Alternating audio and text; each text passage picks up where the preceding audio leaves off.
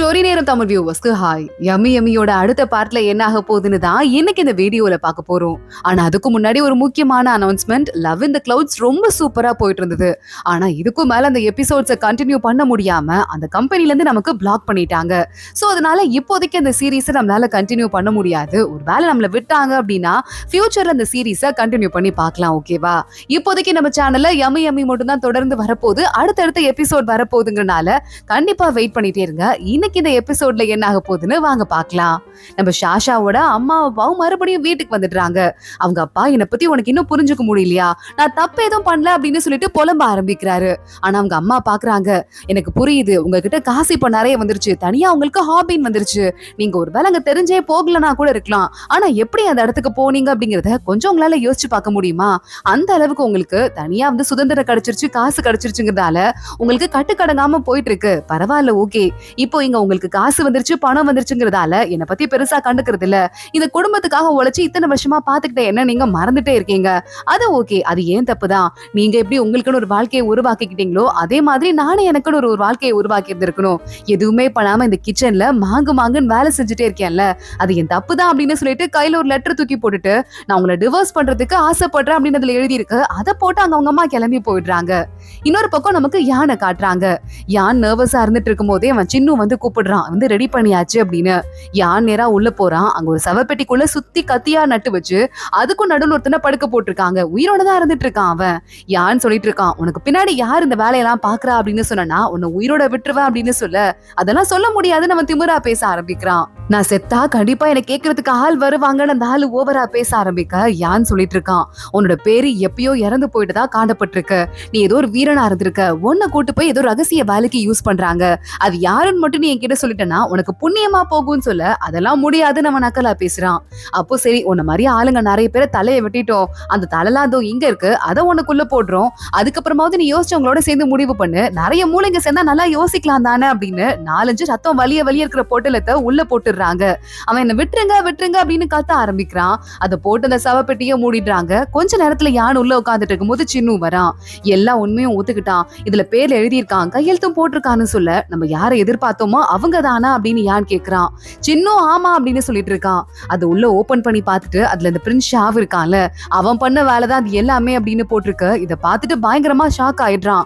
என்னதான் யானுக்கு ஆல்ரெடி தெரிஞ்சிருந்தா கூட இதை அவனால எதிர்பார்க்கவே முடியல. நம்மள சின்ன வயசுல இருந்து வளர்த்தவனா இந்த மாதிரி ஒரு வேலையை பார்த்துட்டு இருக்கான் அப்படின்னு ஷாக் ஆயிட்டு இருந்திருக்கான். ஏற்கனவே யான் ஒரு ஃபர்ஸ்ட் ஒரு கேஸ போட்டு அதுக்கப்புறம் தானே கேபிட்டல் சிட்டிக்கு வந்தான். நிறைய வந்துட்டு பதுக்கி வச்சிருந்தவங்களே யாரையோ கொலை பண்ணியிருந்தான்ல, அந்த ஆளுக்கும் இந்த பிரின்ஸ் ஷாவுக்கும் வர நடுவுல ஒரு பெரிய வந்துட்டு ஒரு கம்பெனியே இருந்திருக்கு. அதனாலதான் இந்த ஆளை கொலை பண்ணது பிடிக்காம யானை இந்த பக்கமா தள்ளி அமிச்சிட்டு இருக்கான் ஷாவும். அதுக்கப்புறம் ராஜாவா பார்த்துட்டு யானை தன்னோட பக்கத்துல கூப்பிட்டு இருந்திருக்காரு. இப்ப இந்த விஷயம் எல்லாம் தெரிய வந்துருச்சு. யான் ஷாஷாவை பாக்குறான். தனியா வண்டிக்குள்ள கூப்பிட்டு இதுக்கு மேல கொஞ்சம் கேர்ஃபுல்லா இருன்னு சொல்றதுக்காக தான் கூப்பிட்டேன்னு சொல்ல, சரி ஓகேன்னு ஷாஷா அங்க இருந்து கிளம்புறா. ஆமா, ஒரு நிமிஷம், நீங்க எப்படி வந்து இவ்வளவு ஈஸியா கண்டுபிடிச்சீங்க? கண்டிப்பா இதுல பெரிய ப்ராப்ளம் ஏதாவது இருக்கும், என்ன பண்ணீங்கன்னு கேட்க ஆரம்பிக்க, அது என் வேலை, நான் பாத்துக்கிறேன், நீ உன் வேலையை பாரு அப்படின்னு யான் சொல்லிடுறான். ஷாஷா கொஞ்சம் அப்செட் ஆயிடுறா. சரி ஓகே அப்படின்னு சொல்லிட்டு அமைதியா அங்க இருந்து கிளம்பி போயிடுறா. ஒரு நிமிஷம் வெயிட் பண்ணுங்க அப்படின்னு மறுபடியும் ஷாஷா ஓடி போயிட்டு சாப்பாடு பாக்ஸ் எடுத்துட்டு வரா. இது பேரு டேக் அவே பாக்ஸ், நீங்க போகும்போது எடுத்துட்டு போயிட்டு சாப்பிட்டுக்கலாம், ரொம்ப கஷ்டப்படாம ஈஸியா சாப்பிட்டுக்கலாம் அப்படின்னு சொல்லிட்டு அங்க இருந்து கீழே இறங்குறா. யானை பார்த்துட்டு அசிஸ்டன்ட் கேக்குறான், அவங்க கிட்டயே எல்லா நேரத்துக்கும் சாப்பாடு கொடுத்து விட சொல்லலாம்ல, நீங்க தான் கோவம்லாம் இப்ப படுற மாதிரி தெரியலையேன்னு கேட்க, இல்ல வேண்டாம் அப்படின்னு யான் சொல்லிட்டு இருக்கான். யானோட வண்டி கிளம்பி போகுது. ஷாஷா அமைதியா வேலை பார்த்துட்டு இருக்கா. அந்த இடத்துக்கு இந்த குட்டி பாப்பாவை கூட்டிட்டு யுவானா ஸ்கூல்ல இருந்து வந்துட்டு இருக்கா.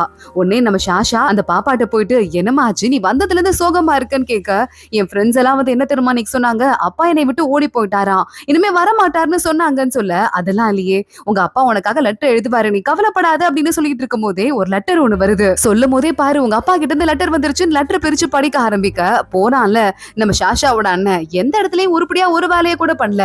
நான் பாருங்களேன், கேபிட்டல் சிட்டில பெரிய ஹோட்டல் வச்சிருக்கோம்ல, அது எங்க ஹோட்டல் தான், உங்களுக்கு இங்க சமைச்சு கொடுக்க வந்திருக்கேன் அப்படின்னு கேவலமா சமையல் செய்யறான். எல்லாம் தீஞ்சு போயிடுது, ஆளுங்க எல்லாம் ஓடி போறாங்க. இவனே சாப்பிட்டுட்டு இவ்வளவு கேவலமா இருக்கா அப்படின்னு அவனே வாமிட் பண்ணிருக்கான். சரி ஓகே, வேற ஏதாவது வேலை பார்க்கலான்னு பார்த்தா எந்த வேலையுமே அவனுக்கு சரிப்படல. லைட்டா பொண்ணுக்கு ஒரு லெட்டர் மட்டும் எழுதிட்டு அந்த இடத்துலயே ஓரமா உட்காந்து பிச்சை எடுக்க ஆரம்பிக்கிறான். போறவங்களுக்கு எல்லாம் நிறைய பிச்சை கிடைக்குது, அதுல இவனுக்கு மட்டும் ஒரு பிச்சை கூட கிடைக்க மாட்டேங்குது. இந்த வேலை கூட நான் உதவாக்கரையா மாறிட்டேனா அப்படின்னு சொல்லிட்டு நான் எப்படி என் பொண்ணு மூஞ்சில திரும்ப முழிக்க போறனோ அப்படின்னு சொல்லிட்டு தனியா அழுதுகிட்டு இருக்கான்.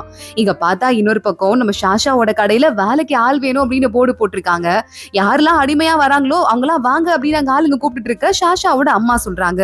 அடிமையா? என்னங்க சொல்றீங்க? சும்மா அது ஒரு வேலை பாண்டு மட்டும்தான், அடிமையாலாம் யாரும் வர வேண்டாம் அப்படின்னு சொல்லிக்கிட்டு இருக்க. கரெக்டா அங்க ஒரு ஆள் வரான். இந்த ஹோட்டலுக்கு நான் மட்டும் ஒருத்தர் இருந்தா போதும் அப்படின்னு சொல்லிட்டு அந்த போர்டு எடுத்து கிழிச்சு போட்டுறான். அவ்வளவு நம்பிக்கை அவன் திறமை மேல. எங்க சமைச்சு கொடு பாக்கலான்னு சாஷாவோட அம்மா சொல்ல அடுத்த செகண்டே விதவிதமா சமைச்சு கொடுக்குறான். சாஷாவோட அம்மாவும் யுவானாவும் சாப்பிட்டு அசந்து போயிடுறாங்க. பிரமாதமா இருக்கு அப்படின்னு சொல்லிட்டு அவன் உடனே இதெல்லாம் எனக்கு வந்து அசால்ட், நான் எவ்வளவு சூப்பரா திரும்ப சமைப்பேன் அப்படின்னு சீன் போட ஆரம்பிக்கிறான். இங்க சாஷா அவங்க அப்பா கிட்ட வரா. அப்பா அதை சாப்பிட்டு பாருங்களேன், புதுசா வந்திருக்க பையன் சமைச்சிருக்கான், ரொம்ப நல்லா இருக்கு.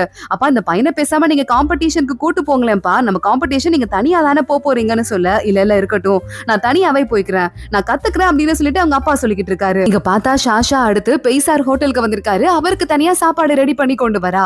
பெய்சார் இதை சாப்பிட்டு பாருங்க அப்படின்னு சொல்லிக்கிட்டு இருக்க. பெய்சார் சொல்றாரு, என்ன பண்ணி என்னம்மா, யாருக்கும் அந்த ஷென்ஷி பொண்ணு இருக்கல்ல, அவளுக்கும் கல்யாணம் ஆக போகுது, அவங்க தாத்தா என்கிட்ட சொல்லிட்டு இருந்தாரு அப்படின்னு சொல்ல சாஷா அதை கேட்டு ஷாக் ஆயிடுறா. அவங்க 2 பேருக்கும் கல்யாணம் நடக்க போதா, இதை நான் எதிர்பார்க்கவே இல்லை, இவ்வளவு சீக்கிரமா அப்படின்னு யோசிக்க ஆரம்பிக்கிறா. சரிம்மா, இதுக்கு மேல சொல்லி ஒன்னும் ஆக போறது இல்ல, முடிஞ்சதெல்லாம் முடிஞ்சு போயிருச்சு அப்படின்னு சொல்லிட்டு பெய்சார் அங்க இருந்து கிளம்புறாரு.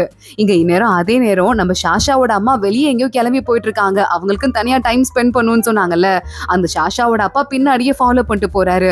அங்க ஒரு ஹேர் பின் விக்கிற கடை இருக்கு. அங்க போய் நிக்க ஆரம்பிக்க, மேடம் உங்களுக்கு எது போட்டாலும் நல்லா இருக்கும், இங்க இருக்கிற வளையல் கூட இருக்கு பாருங்க, இதெல்லாம் வாங்கிக்கோங்க, பொண்ணுங்க நல்லா இருந்தாதான் அந்த குடும்பமே நல்லா இருக்கும் அந்த கடைக்காரர் சொல்ல. கரெக்டா சொன்னீங்க, ரொம்ப நல்லா சொன்னீங்க அப்படின்னு சொல்லிட்டு இங்க இருக்கிற எல்லா வளையலையும் நானே வாங்கிக்கிறேன்னு சாஷாவோட அம்மா வாங்கிட்டு இருக்காங்க. பின்னாடியே சாஷாவோட அப்பா வாட்ச் பண்ணிட்டு போயிட்டு அதெல்லாம் வேவு பார்த்துட்டு இருக்காரு. மறுபடியும் சாஷாவோட அப்பா கிளம்பி வீட்டுக்கு வந்துட்டு குறுக்க மறுக்க நடந்துட்டு இருக்க. அங்க சாஷா வந்துடுறா. பா என்ன ஆச்சுப்பா அப்படின்னு சொல்லிட்டு கேட்டுட்டு இருக்கா. உங்க அம்மாவை நான் இன்னைக்கு ஃபாலோ பண்ணிட்டு போனேன்னு சொல்ல, அப்பா நீ அந்த கிளப்புக்கு போன, அதுக்கே அம்மா உன சந்தேகப்படல, நம்பிட்டாங்க, ஆனா நீ அம்மாவை சந்தேகப்பட்டு பின்னாடியே போனியான்னு கேட்க, கிளப்புக்கு போன விஷயம் உனக்கு எப்படி தெரியும், உங்க அம்மா என்ன டிவோர்ஸ் பண்றேன்னு சொல்லிட்டு இருக்காமா, உனக்கு அது தெரியுமா அப்படின்னு அவங்க அப்பா கேக்குறாரு. அம்மா டிவோர்ஸ் பண்ணேன்னு சொன்னா நானே ஒத்துக்குவேன், நீ அம்மா கிட்ட எப்ப நல்லா பேசியிருக்க, நீ படுக்க ஓவரா திமிர் பண்ணிட்டே இருக்க, எனக்கு தெரிஞ்சு ஒண்ணுமே பண்ண முடியாது, அம்மாவோட கேரக்டரை நீ மாத்திட்டப்ப அப்படி திமிர்த்தனமா பிஹேவ் பண்ணி அப்படின்னு சாஷா சொல்றா. ஏமா இப்பெல்லாம் சொல்றேன், நான் தப்பு பண்ணிட்டேன், நான் இம்ப்ரூவ் பண்ணிக்கிறேன் என்ன அப்படின்னு அவர் பயங்கரமா இமோஷனல் ஆயிட்டு இருக்காரு. இங்க யான் வீட்ல இருந்துட்டு ஏதோ முக்கியமான டாக்குமெண்ட்ஸ் எல்லாம் எடுத்துட்டு இருக்கான். அப்ப சாஷா முதல்ல ஒரு லாக் ஓபன் பண்ணால, அந்த லாக் அங்க இருக்கு. அதை பார்த்ததுமே யானுக்கு சாஷா ஞாபகம் வந்துருது. சிரிக்க ஆரம்பிக்கிறான். சின்ன நேரம் ஓடி வந்துட்டு இருக்கான். உங்ககிட்ட ஒரு முக்கியமான விஷயம் பேசணும், அந்த ஷென்ஷி பொண்ணு இருக்காங்கல்ல, அவங்களுக்கும் வந்து காம்படிஷன் இருக்கான், நீங்களும் உங்களை காம்படிஷன் அன்னைக்கு பார்த்து 2 வார்த்தை நல்லா பேசுனீங்கன்னா அவங்க ஹாப்பியா இருப்பாங்களாம், அந்த தாத்தா சொல்ல சொன்னாருன்னு சொல்ல, நானே சும்மா நடிச்சிட்டு இருக்கேன், இந்த வேலையெல்லாம் வேற பாக்கணுமா அப்படின்னு சொல்லிட்டு எங்க யான் சொல்லிட்டு இருக்கான். ஆமா அதை பாக்கணும், அது மட்டும் இல்லாம அந்த எதிரி ஹோட்டல் இருக்குல்ல, அவங்க வேற இந்த காம்படிஷன் அப்ப ஏதாவது சித்து வேலையை பாக்குறதுக்கு வாய்ப்பு இருக்கு அப்படின்னு சொல்ல, இவங்க வேற வரானுங்களா, அவங்கள ஒண்ணும் பண்ண முடியாது, சரி ஓகே நானும் காம்படிஷன் அன்னைக்கு போறேன் அப்படின்னு யான் சொல்லிட்டு இருக்கான். இங்க பார்த்தா நம்ம சாஷாவோட அண்ணன் இருக்கானே, தாடி மீசையெல்லாம் வளர்ந்துருது, மறுபடியும் இதே ஊருக்குள்ள ஓடி வந்துட்டு இருக்கான். அங்க இருக்கிற ஒருத்தன் புடிச்சிட்டு போயிட்டு இந்த எதிரி ஹோட்டல் இருக்குல்ல, அதான் லூயூன் அப்படின்னு சொல்லிட்டு ஒருத்தர் இருப்பானே, அவனோட ஹோட்டலுக்கு கூட்டு போயிட்டு இந்த இடத்துல எனக்கு வேலை கிடைக்குமா அப்படின்னு கேட்டுட்டு இருக்கான் சாஷாவோட அண்ணன். ஏன்னா நேரா இப்படியே போனா அவமானமா இருக்குமே அப்படின்னு. சரி எடுபடி வேலை பாக்குறதுக்கு ஆள் வச்சுக்கலாம் அப்படின்னு சொல்லிட்டு அந்த எதிரி ஹோட்டல் ஆளும் சொல்லிட, சாஷாவோட அண்ணன் பயங்கரமா ஹாப்பி ஆயிட்டு பாத்திரம் தேய்க்கிற வேலையெல்லாம் பாத்துட்டு இருக்கான். இங்க நேரா நம்ம இந்த சாஷாவோட அப்பா இருக்காரு. புதுசா வேலைக்கு ஒரு பையன் வந்திருக்கான்ல, அவனை கூப்பிட்டு உட்காந்து சாப்பிட்டு பாருன்னு சொல்ல, நான் எப்படி உங்க கூட உட்காந்து சாப்பிடுறதுன்னு அவன் கேக்குறான். டேய் இந்த ஹோட்டல்ல எல்லாரும் ஒரே குடும்பம் மாதிரிதான்டா, வாடா சாப்பிடலாம் அப்படின்னு உட்கார வச்சுட்டு, எது நல்லா இருக்கு நீ சொல்லு, சாப்பிட்டு பார்த்து சொல்லுன்னு சொல்ல, எல்லாத்தையும் சாப்பிட்டு பார்த்துட்டு ஓரளவுக்கு சுமாரா இருக்கு முதலாளி அப்படின்னு சொல்லிட்டு அவன் அங்க இருந்து வெளியே போயிடுறான். சாஷா அப்பா பின்னாடியே ஓடி சமைக்க சொல்லி கொடுறா ப்ளீஸ் அப்படின்னு கெஞ்சி கேக்குறாரு. எவ்வளவு முடியுமோ அந்த அளவுக்கு அவன் சொல்லி கொடுத்துட்டு இருக்கான். இதனால ரொம்ப திமிருத்தனமாவே பிஹேவ் பண்ணிட்டு இருக்கான். கையில ஓகே தூக்க முடியாத அளவுக்கு ஓக்ல எக்கச்சக்கமா தானியத்தெல்லாம் போட்டு செய்ய சொல்ல, முடியலடான்னு சாஷாவோட அப்பா கத்துறாரு. கத்துக்கோங்க அப்பதான் போய் காம்படிஷன் உங்களால சமைக்க முடியும் அப்படின்னு அவன் சொல்லி கொடுக்குறான். இப்படியே ஒரு வழியா பிராக்டிஸ் பண்ணிட்டு இருக்க சாஷாவோட அம்மாவதெல்லாம் ஒளிஞ்சு நின்று பார்த்துட்டு சிரிக்க ஆரம்பிக்கிறாங்க சந்தோஷத்துல. காம்படிஷன் 4 வந்துருது. எல்லாரும் போய் வெயிட் பண்ணிட்டு இருக்காங்க. ஜட்ஜ் பண்றதுக்காக ஒரு பெரிய கூட்டமே இங்க வந்திருக்காங்க. கூடவே நம்ம யான் இருக்கால, அவனும் அங்க போயிருக்கான்.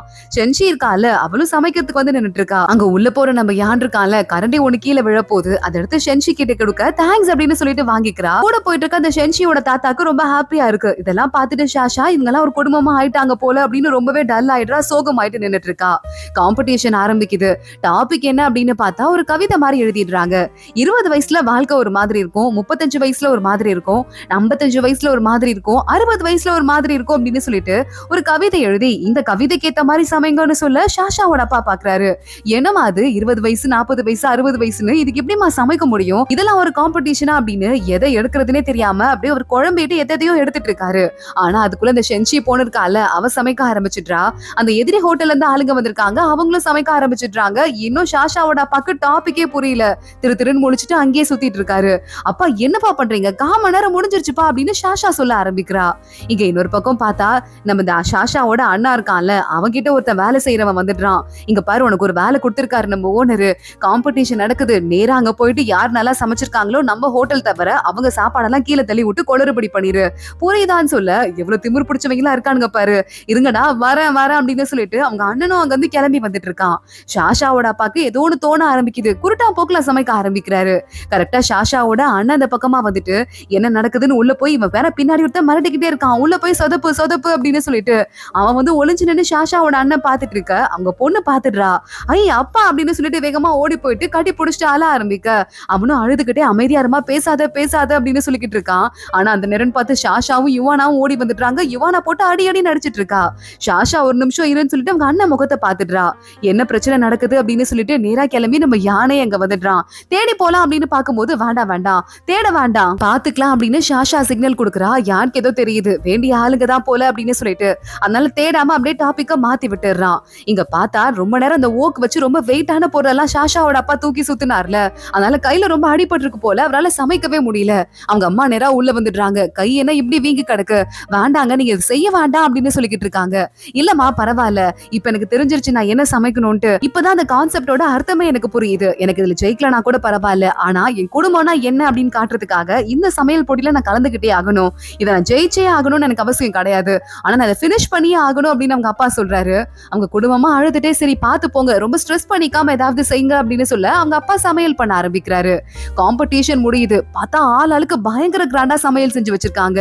ஷென்ஷி ரொம்ப பிரமாதமா ஏதேதோ பண்ணி சூப் ரெடி பண்ணி வச்சிட்டு இருக்கா. ஒரு வயசுக்கும் ஏத்த மாதிரி ஒரு சூப்பு, குழந்தையில சாப்பிடுறதுக்கு ஒரு சூப், அதுக்கப்புறமே கொஞ்சம் வயசானதுக்கு அப்புறம் எக்ஸாமுக்கு போறதுக்குலாம் சூப் குடிப்பாங்கல்ல அந்த மாதிரி ஒரு சூப், அப்புறமா வயசானதுக்கு அப்புறமா குடிக்கிறதுக்கு ஒரு சூப், அப்புறம் இறந்து போனவங்க வீட்டை குடிக்கிற மாதிரி எந்த டேஸ்டும் இல்லாத ஒரு சூப். இதுதான் நம்ம வாழ்க்கையோட பயணம்னு அவ சொல்லிக்கிட்டு இருக்க. பிரமாதமா இருக்கு அப்படின்னு ஜட்ஜ் சொல்லிக்கிட்டு இருக்காரு. அடுத்து எதிரியோட ஹோட்டலுக்கு போறாரு. அங்க அந்த ஹோட்டல்காரங்க சூப்பரா வந்துட்டு ஒரு கிராமத்தையே உருவாக்கி வச்சிட்டு இருக்காங்க. பிரமாதமா இருக்கு, இத பார்த்தா வந்துட்டு சாப்பிடுறதுக்கே மனசு வரல அப்படின்னு அவங்க எல்லாம் பேசிட்டு இருக்காங்க.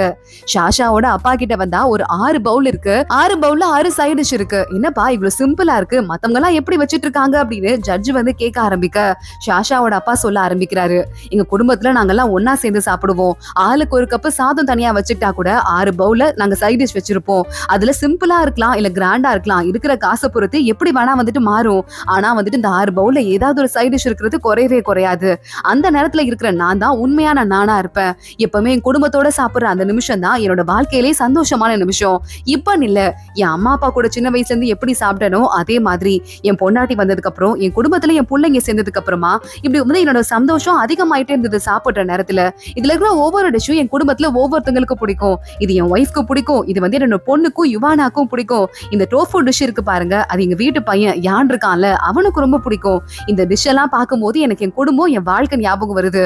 சோ என் வாழ்க்கை பயணம் அப்படிங்கிறது இந்த 6 டிஷ்ஷுக்குள்ள அடங்கிருச்சு. அதுதான் நான் சொல்ல வந்திருக்கேன்னு சொல்ல ஜட்ஜ் எல்லாம் ரொம்ப இம்ப்ரெஸ் ஆயிடுறாங்க. யான் பாக்குறான், சாஷாவோட அப்பாவை பார்த்து சூப்பரா பண்ணிருக்கீங்கன்னு தலையாடுறான். ஒய்ஃபும் பார்த்துட்டு கலக்கிட்டீங்க அப்படின்னு சொல்லிக்கிட்டு இருக்க. சாஷாவோட அப்பா பயங்கரமா ஹாப்பியா பார்த்துட்டு இருக்காரு. அதோட தான் இந்த எபிசோட் முடியுது. அடுத்தடுத்து என்ன ஆக போகுது தொடர்ந்து பார்க்கலாம். இந்த வீடியோவை லைக் பண்ணிக்கோங்க, மறக்காம நம்ம சேனலுக்கு சப்ஸ்கிரைப் பண்ணிட்டு பெல் ஐகானையும் கிளிக் பண்ணிக்கோங்க. அடுத்த வீடியோல பார்க்கலாம். அது வரைய பாய்.